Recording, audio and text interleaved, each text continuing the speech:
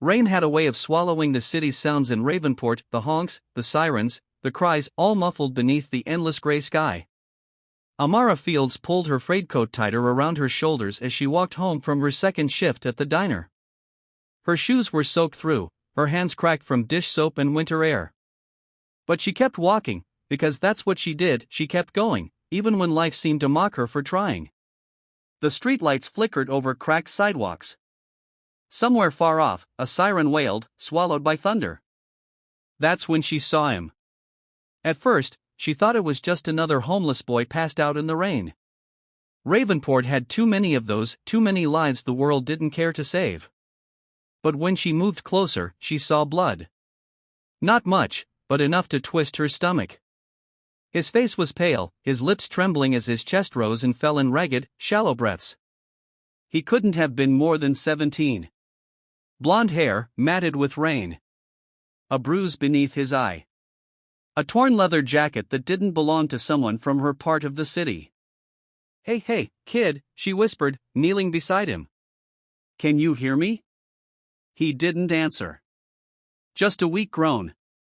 Her mind raced. Call the police? No. Not here. Not in the East End. The cops didn't come for people like her unless it was to drag someone away. She checked his pockets for ID, something to call his family. Her fingers froze when she found a phone, sleek, black, expensive. It lit up under her touch, showing one missed call. A name on the screen, Vincent Moretti. Her heart stopped. Everyone in Ravenport knew that name. The Moretti family ran half the city, the docks, the underground, even parts of the police force. Vincent Moretti was a man whispered about in bars and churches alike. If this boy was his. Oh, Lord, Amara breathed. She looked down at the boy again, his face pale as marble. She didn't have time to think. He was dying. She pressed the call button. The phone rang once. Twice. Then came the voice, low, cold, like a blade drawn across glass. Who is this? Amara swallowed hard. My name's Amara. I found a boy. He's hurt. He had your number on his phone. There was silence. Then a shift in the tone, sharper, dangerous. Where are you? On Harlow Street. Near the old church. He's bleeding. Don't move, the man ordered. Don't move. The call ended. Amara stared at the phone, her hands shaking. Something about that voice made her chest tighten, not with fear exactly, but with the weight of something powerful, something unspoken. Within minutes, headlights tore through the rain. 2 black cars screeched to a stop beside her. Men in coats jumped out, scanning the street with hard eyes. Then, through the rain, came him. Vincent Moretti. He looked nothing like the stories said, no gold chains, no loud swagger. Just a tall man in a dark coat, his hair silvered at the temples, his face cut from stone. His eyes, cold and calculating, went straight to the boy. Luca, he breathed, the name cracking faintly in the storm. He knelt beside his son, brushing wet hair from his forehead, his jaw tightening at the sight of blood. Amara stepped back, feeling suddenly small. He was lying here when I came. I didn't know who. Vincent looked up at her, and for a moment, she felt the full weight of his world press against her. Those eyes could have ordered her death without a second thought. But instead, he said quietly, you called me. I couldn't just leave him, she whispered. He held her gaze for a long moment, then nodded once. You did the right thing. He turned to one of his men. Get him to the house. Now. They lifted Luca gently, carrying him into the car. But Vincent didn't follow. He looked at Amara again, rain dripping from his lashes. Come with me. Her eyes widened. What? No, You found my son unconscious on the street, he said, voice low but firm. You're coming. Now. There was no arguing with that tone. The drive-through Ravenport was silent except for the hum of rain on the windows. Amara sat stiff in the leather seat beside Vincent, the city lights blurring past like ghosts. She could feel his gaze occasionally shift toward her, measuring, calculating. Finally, she spoke, her voice barely above a whisper.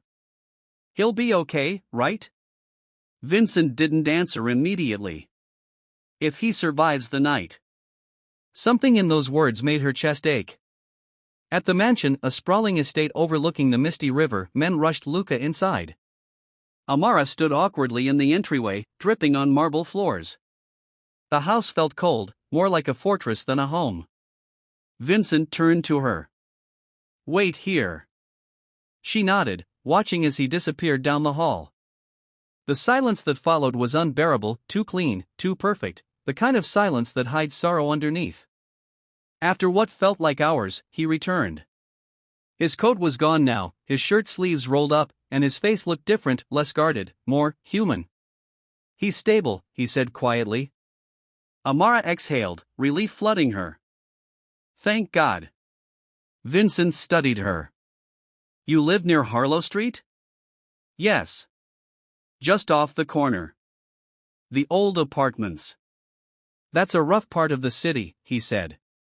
She almost laughed. "You think I don't know that?" Something flickered in his eyes, not amusement, but respect. "You risked a lot calling me. Most people would have walked away. I couldn't." Her voice softened. "I lost my brother on those same streets. People saw him lying there too. Nobody stopped." Vincent looked at her, really looked at her. "And now you stop for strangers." "Someone has to." For a long time, neither spoke. The rain outside became a steady whisper against the glass. Then, from down the hall, a young doctor emerged. "He's asking for you," he said to Vincent. Vincent started to move, then paused. He glanced back at Amara. "Stay. Please." It wasn't an order this time. It was something closer to a request, something rare for a man like him. Luca was awake when they entered, pale but conscious. His eyes fluttered open, confused. "Dad?" Vincent's voice softened, a tone Amara hadn't thought him capable of. "I'm here, son." Luca's gaze shifted to Amara. You found me." She smiled faintly. "You scared me half to death, boy." He managed a weak laugh. "Sorry." Vincent brushed his son's hair back. "What happened?" Luca hesitated, eyes clouding. "It was the Kings. They said I shouldn't be in their part of town. I told them I wasn't like you, they didn't care." Vincent's jaw clenched. "The Kings," he repeated, "a rival gang, ruthless, dangerous." Amara felt the tension build in the room, thick as smoke. "Don't," she said quietly. "Don't go looking for revenge. Please. He's alive. That's enough." Vincent turned to her sharply, and used to being told what to do. But something in her eyes, that calm, weary strength, stopped him. He said nothing. Later that night, when the house had quieted and Luca finally slept, Vincent found Amara standing by the window, staring at the city lights through the rain. "You should go home," he said. She nodded slowly. "I will." Then she turned to him. "You love him, don't you?" His silence was answer enough. "I used to think men like you didn't feel anything," she said softly. "But I see it. You're just afraid to lose what's left." He looked at her for a long moment, something fragile flickering in his expression. "People like me don't get to feel much," he murmured. "Every feeling becomes a weakness." "Or a chance," she said. "For what?" "To change." Vincent almost smiled, almost. "You think people like me can change?" "I think anyone can," Amara replied. "If they're willing to try." The room fell silent again, but this time it wasn't heavy. It was hopeful. Outside, the storm finally began to fade. The rain had stopped, but Ravenport never truly slept. Its streets still whispered to secrets, deals, regrets, all hidden beneath the hum of distant traffic and the glow of sleepless windows. For the first time in years, Vincent Moretti couldn't think clearly. He sat beside his son's bed, watching Luca breathe, listening to the faint rhythm of the heart monitor. The boy had drifted back to sleep hours ago, but Vincent's mind was wide awake, haunted by what had almost been lost. He'd built his empire to protect his family. Yet, somehow, his family had always been the one thing his empire couldn't protect. And then there was her, Amara Fields, the stranger who'd done what none of his men could, saved his son's life. He couldn't stop thinking about her words, anyone can change if they're willing to try. He wasn't sure why they hurt more than any bullet he'd ever taken. The morning light fell weakly over the East End, touching cracked windows and laundry lines that swayed like surrender flags. Amara poured coffee for the regulars at the diner, truckers, old men, tired mothers. She smiled, but her eyes were far away. Every night since that storm, she'd thought about the Morettas, about the boy she'd found, about the man whose eyes held both danger and sadness. She'd half expected to see men in black suits showing up again, maybe to thank her, maybe to silence her. But no one came. Until that morning. The bell above the diner door chimed. When Amara turned, her hand froze around the coffee pot. Vincent Moretti stood there. No entourage. No guards. Just him.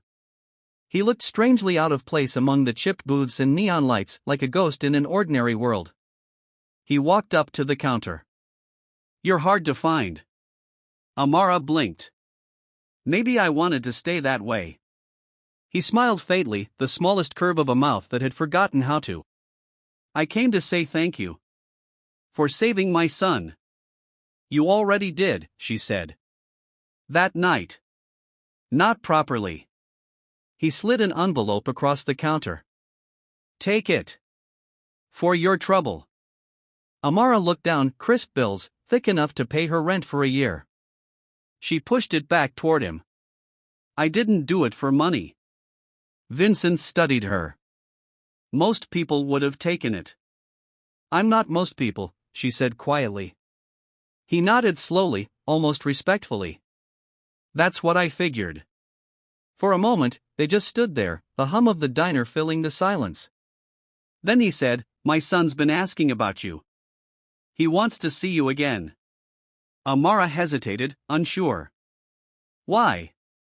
"Maybe because you were the first person in a long time who didn't want something from him." There was something in Vincent's tone, weary, honest. It disarmed her. She sighed. "Fine. Just to make sure he's okay." The Moretti mansion looked different in daylight, less like a fortress, more like a cage made of marble and memory. Luca greeted her with a bright, grateful smile. He was healing fast, a faint scar near his temple the only reminder of that night. "I can't thank you enough," he said. "You saved me." "You should be thanking your father," Amara replied. "He got you the help." Luca's smile faltered. "My dad saves everyone but himself." Amara frowned, glancing toward the study where Vincent was talking to one of his men. His expression was cold again, the mask back on. "Does he always keep people at a distance?" she asked. "Always," Luca said quietly. "After my mom died, he built walls instead of bridges." Something heavy stirred in Amara's chest. She understood that kind of grief. "Maybe someone needs to remind him how to cross them," she murmured. Later that week, Vincent's empire trembled. The Kings, the same gang that had attacked Luca, began targeting Moretti businesses. A warehouse burned. A shipment went missing. Men were dying. And in every message they sent, there was one phrase, "We're coming for your bloodline." That meant Luca. Vincent's fury returned with a vengeance. His men gathered weapons, planned hits, drew maps soaked in vengeance. But amid all the chaos, Amara's voice lingered in his head, calm, steady. "He's alive." "That's enough." That night, Vincent drove alone to the East End. To her.